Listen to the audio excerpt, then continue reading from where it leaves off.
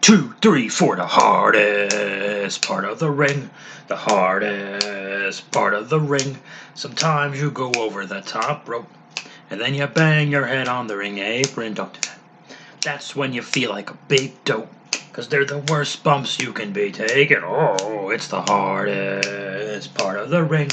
The hardest part of the ring. Sometimes you reach out for the hot tag, but then you go ahead and make your own comeback. Knock it off. That's when you should quit wrestling, and you're better off rolling in thumbtacks. Hey, you the hardest part of the ring. The hardest part of the ring. Now double claps. I can't hear you, Bob Squad. Clap along at home. The hardest part of the ring. The hardest part of the ring. Ba-da-ba-da. Whoa, hey, what it is. Doing stuff, saying things, rubbing elbows, greasing palms, schmoozing, networking, trend setting, go getting, rubbing salt in a wound, throwing gas on a fire, adding insult to injury, a one-trick pony beating a dead horse, pissing blood and bleeding piss, hogging the covers and staining the sheets. There's no stopping us. What's going on, Bob Squad? How are you, folks? I hope you are well. I hope you are doing better than the June 6th Hulu edition of WWE Raw with limited commercial interruption. Whoa, Nelly. What happened? Oh dear. I'll do odds and ends. We'll tie up some odds and ends again. Let's just jump right into Raw because I just watched it, so I don't forget stuff. It's becoming way too common to watch an episode of WWE Raw on Hulu, limited commercial interruption, and go, "This is a new record worst episode. This is a new record dumbest thing." In the last year, almost all of those episodes have been something related to the Fiend / Alexa, what they're doing with this. It's embarrassing to watch. I don't know. I don't know who's earnestly watching this and hanging on the edge of their seat. I don't know who's watching it and not laughing.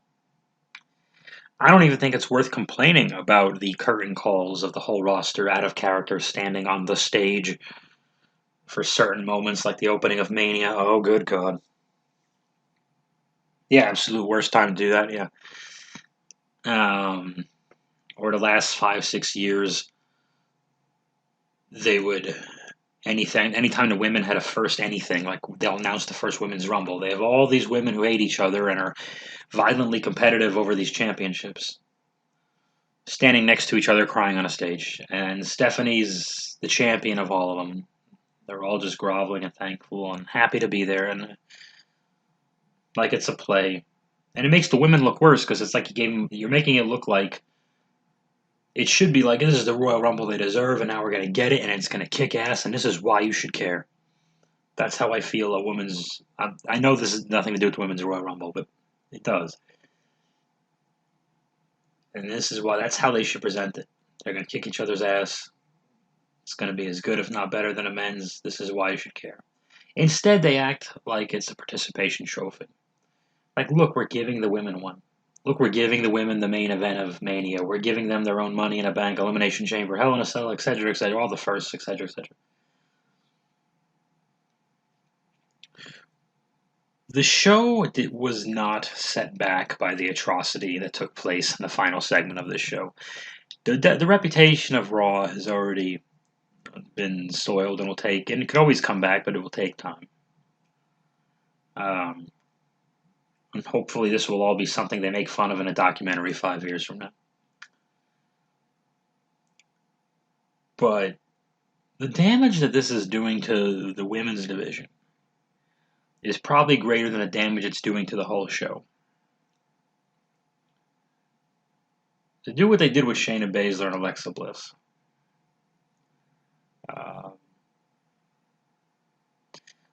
You know what? Let's do something different. Let's start with that segment first, because I'm talking about it. So why mention it and not mention it? Okay, this is the way the last 15 minutes of the show goes. All night long, they have Alexa doing these teases for Lily and the doll and the playground and Alexa, yada, yada, yada. And Shayna is what I mean. They're doing these teases all night long. They are not letting you forget it. Finally, Alexa's on the playground. She's on the swing, and she says things to the doll, and I pretend I'm not aroused. And Shayna comes out. First of all, Shayna sits down on the swing. Why would you do that? Shayna, it's fine for Shayna to come out and go, "This is bullshit." She knocks over the rocking horse. It's fine for Shayna to come out and go, "This is stupid. The doll is stupid." But of course, they have to over repeat every phrase because last week she said, "This is just a stupid doll." So she has to say "just a stupid doll" 15 times today. She can't just move on and be like, "Yeah, I hate the doll." But obviously, her problems with Alexa. But they have Shayna pissed off more at the doll than Alexa, staring at the doll.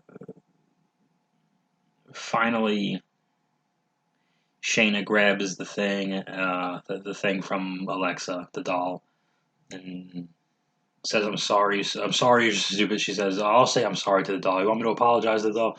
I'm sorry. You're just stupid doll." She throws the thing down, and Alexa punches Shayna, and Shayna goes down, and they roll around.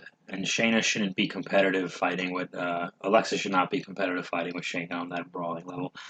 But Shayna does bounce her out of the ring, kind of, and then looks at Alexa, and we're already on 2 cameras. I should have known. Worse is yet to come. We're already in 2-camera mode, or a 2-camera mood, because we have to have a close-up, an aerial close-up, aerial point of view of Shayna's boot on the doll's face, which means there's a cameraman right next to her. Except when we take a second shot of Shayna standing on a doll, Shayna's in the ring alone, standing on a stupid doll. Now I said it. See why it doesn't make any sense? I can't wait for a live crowd to be there to just not let this shit happen. At this point, they'll just do it in front of the live crowd. They'll be like, "Okay, when we switch, you guys cheer and boo." They're just going to do that. It's going to get worse. So this back and forth doll nonsense goes back until eventually lights are flickering and pyros exploded and Shayna runs up the ramp and through the curtain, and you'd think it would be done. Shayna goes into the back. The lights are flickering. She goes, "Where is everybody?" There's nobody there. She's the only one her and Alexa are the only ones in the arena. And she keeps yelling, "Where is everybody? Where is everybody?" But every time Shayna goes into another room and turns on a light, she's being filmed. There's a camera person, excuse me, camera person, right there filming her. So where is everybody except the 6 camera people that were in all the different rooms she ran into? And there's a big laundry thing that almost falls on her, doesn't. A big metal scaffold thing for the set almost falls on her, but doesn't. She runs to a bunch of different rooms, finally finds one, which was probably the Vince's office, clearly, because it has these big leather couches. And she barricades the door and locks the door, looks in a mirror, she sees the doll, turns around, no doll, mirror doll, turns around, no doll. Lights go out, and Shayna kicks in a mirror, lights go out, Shayna screams. Okay, now we go off the air. Okay. So Shayna's a stupid coward, is what you're telling me. Who got pinned? Oh, they had to show Shayna and Nia Jax. They had to sneak Nia Jax on the show to tell Shayna she's being ridiculous and that it's okay that this Reginald guy is screwing up their tag team championship run. So Nia doesn't have to back down, and Nia warns Shayna about Alexa, but of course Shayna doesn't listen, and Nia doesn't. And of course, Nia's never made to look weak or foolish at any point in time. Okay.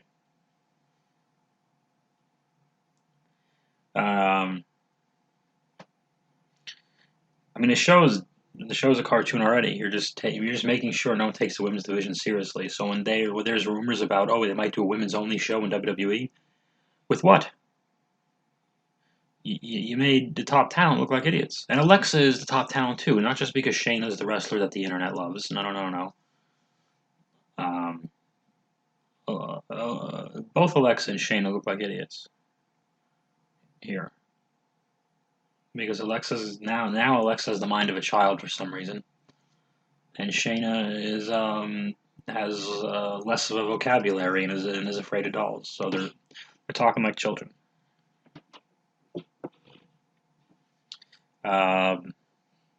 So yeah, if you want to have your own women's wrestling show in WWE, go ahead. But you buried everybody. If you didn't bury them, you fired them. So then I'm going to be a sexist for not caring. No. I cared. I tried to care. I think Shayna should have beat Becky at the Mania last year, the 2021, the one in the Performance Center.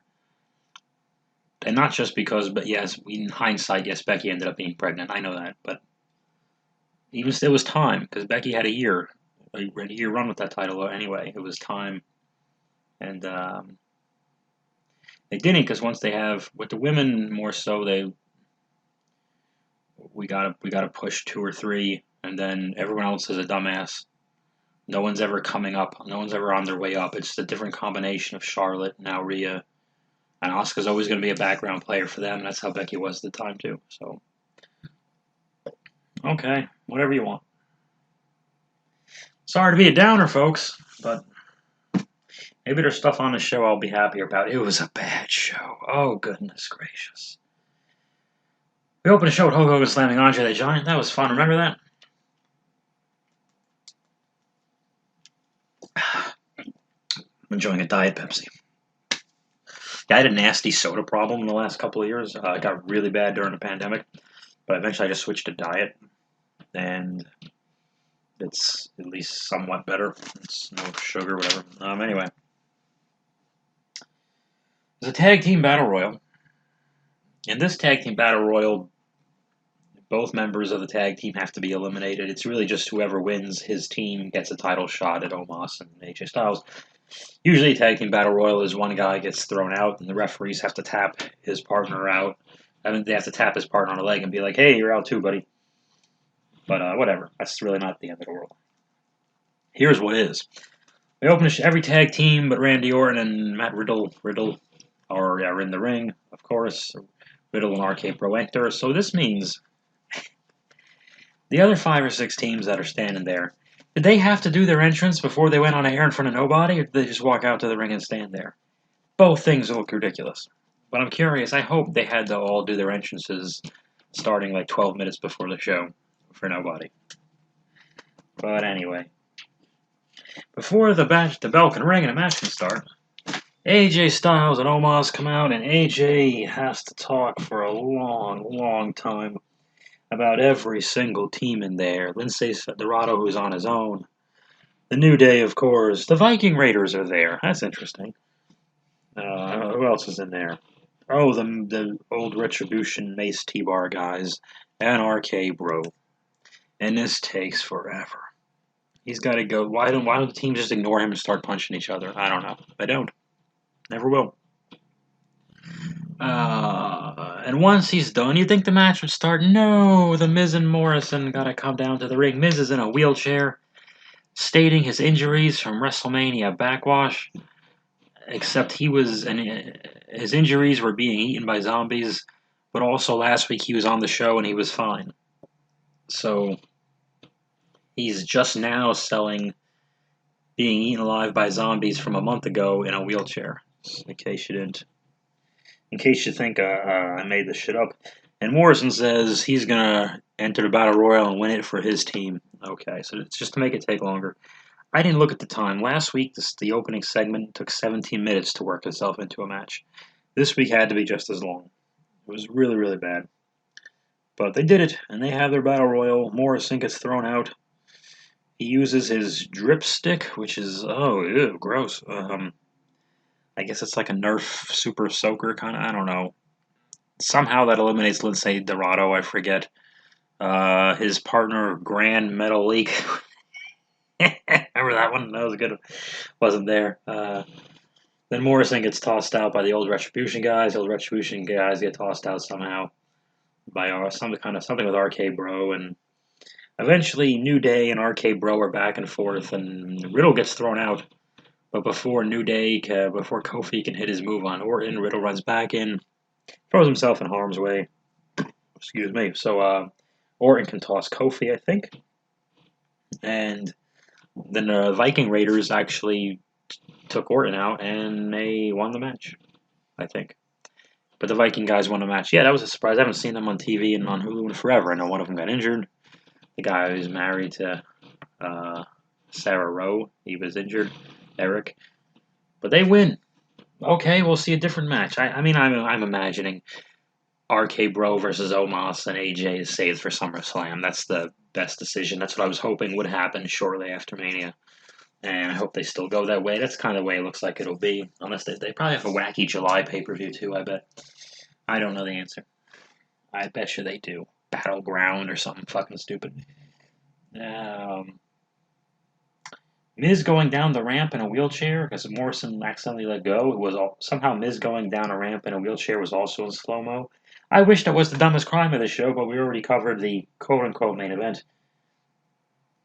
Also, before the match started, we went straight to Bobby Lashley with a bunch of ladies and a promo for Drew and Bobby having a contract signing right before the Tag Team Battle Royal was still waiting to start 20 minutes in this show. What the fuck? The Battle Royal itself gets 1 million stars. Don't question my system.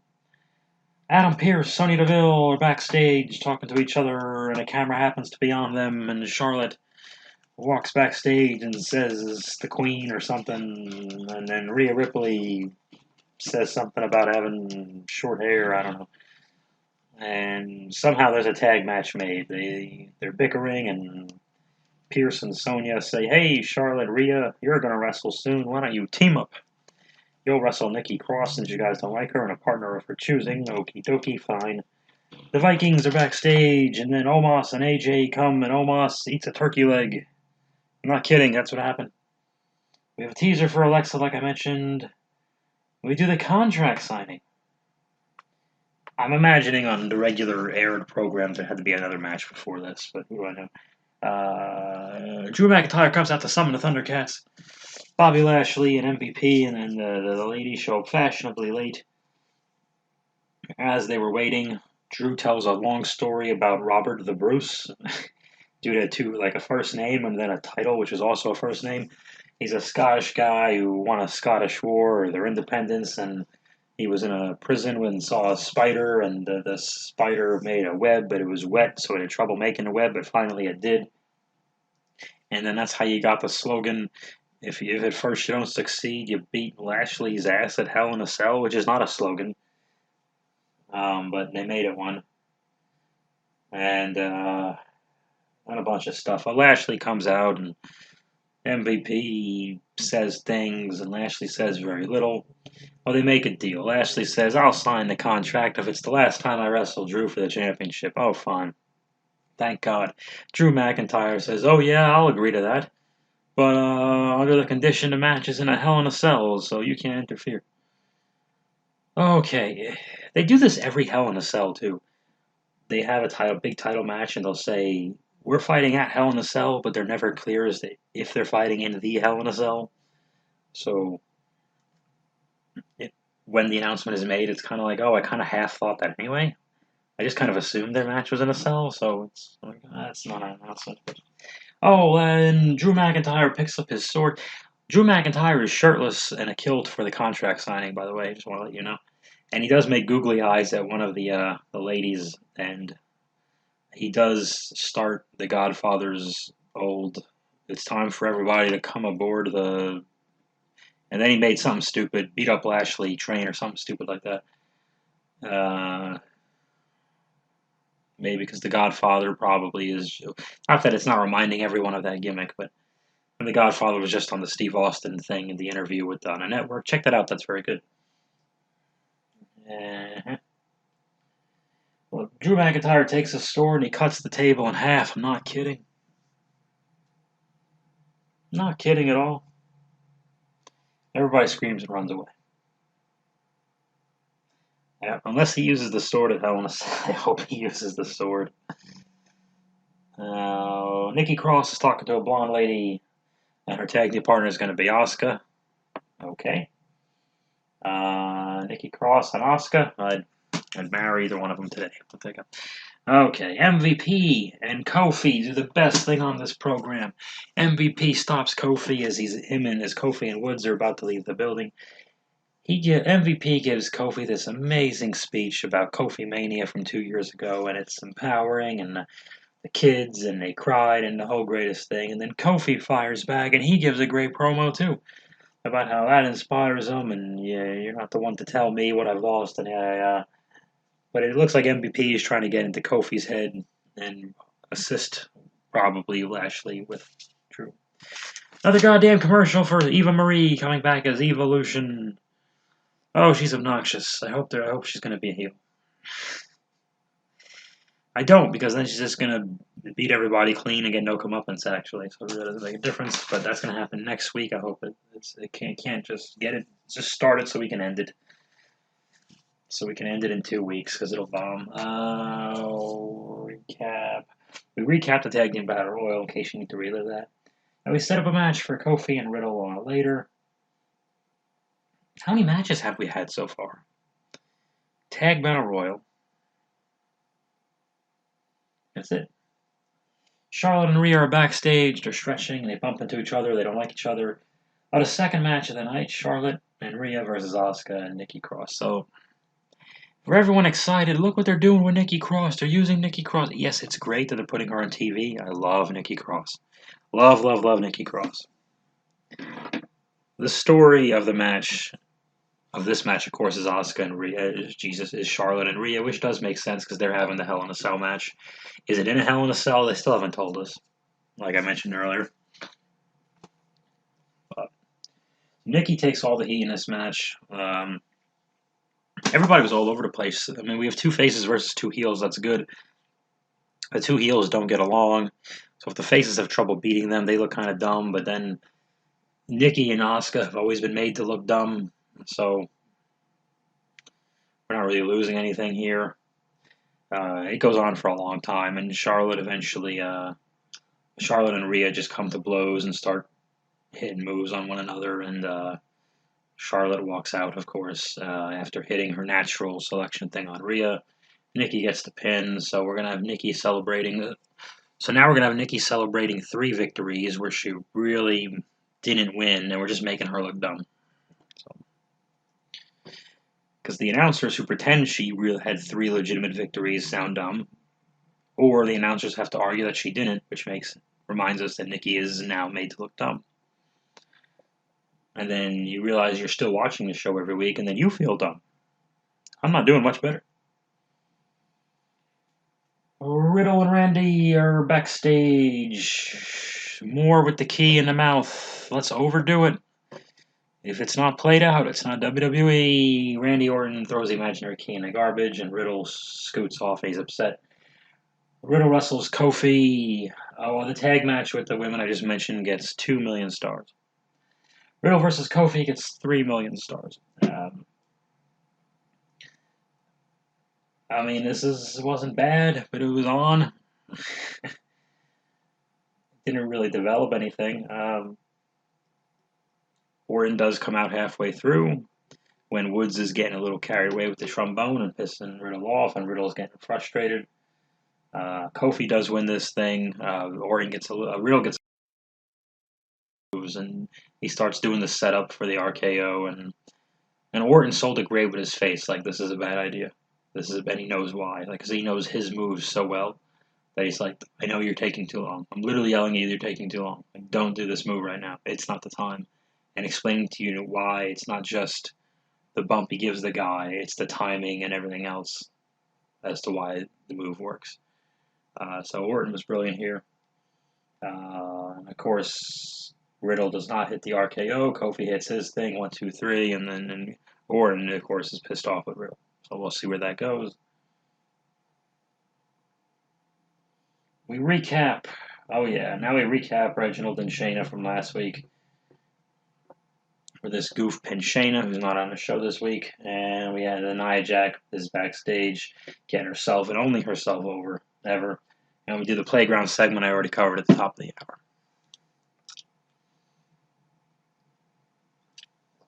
Raw is hurting, guys. Raw is a hurting. It's not looking good. Supposedly on NWA Power, they spell it with 3 R's. Don't get mad at me. Mickey James showed up, so that'll be interesting. I'm trying to stay. I'm kind of catching up on Fight.tv, watching Ring of Honor because I like to see my guy Danhausen. He wasn't on last week's episode, so trying to keep up with that and stay positive. I'm just going to name other wrestling shows. The UK WWE show had a really great Ilya Dragunov Noam Dar match, and I was not a Noam Dar fan, and this match kind of changed me a little bit. I really enjoyed that. If you want to go back on a network and watch Ilya versus Noam, I recommend that. That was a great contest, hard hitting, looked like they're trying to win. Took it seriously. Ilya's building up to be a contender again. Hopefully him and Walter too, which I'd be really interested in seeing. So, and I think this week is the second Kylie Ray versus Miko Satomura match. So that should be interesting because I had a lot of praise with a couple little nitpicks, but a lot of praise for the last one. So UK is all right. There's a lot there's only so many characters I could watch. Don't be surprised if a shitload of them get canned soon too.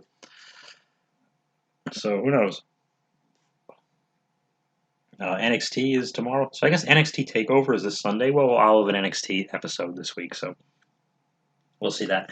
If you saw the fun boxing on the G.I. Joe Retro Lines Fang, thanks for watching that. Wasn't my favorite. It was my least favorite. Wasn't a good one. But let's say I'm not a negative Nancy. If you see me, I give very good reviews to the Retro Line stuff. I'm very nice to the Retro Line. I just don't know what happened here. Because I love the hisses, I love the All Strikers, and I actually love most of the Retro Line figures too. All the ones I have, I got because I knew I was going to like them when I saw them. So I got the Commander, Scarlet I love, Destro I love, the Snake Eyes I love. A lot of people don't. I do. Anybody else? No, that's it. But the crankcase that comes with All Striker is great. The Hiss Driver that comes with the Hiss is great. I love me some Retro Line. I really do. I don't know what happened with the Fang. It's a big disaster. Please still check out Discombobulated. I'm slow and sleepy today, guys. I had a job interview this morning, and I got another job interview tomorrow morning. So if this comes out, if the NXT episode comes out a little late, forgive me. I'm trying to not be homeless, so work with me a little bit on that one, and doing the best I can. I just recorded episode 2 of the Beachtown podcast with my man Jesse Egan. I've recovered from my second Moderna shot, which knocked me on my ass for a while, and he got back from Vegas doing comedy. So we record another one. I'm going to get that up as soon as I can. So I review the movie Dirty Dancing. That's a lot of fun, and we talk about our progress or lack thereof, or what have you, for that program. So that's coming too. So please subscribe to the Beachtown YouTube channel. So far, it's a podcast that's only on YouTube, so it's a YouTube show that we keep calling a podcast. It's not quite a podcast yet. It'll get there. I've got some things to work out, and if I get a job and extra money, I can work out those things and set up a channel for that and everything else. A podcast channel, not a YouTube channel, was easy. That's already done. Okie dokie. I thank you very much, Bob Squad. I had a time of my life, and I owe it all to you.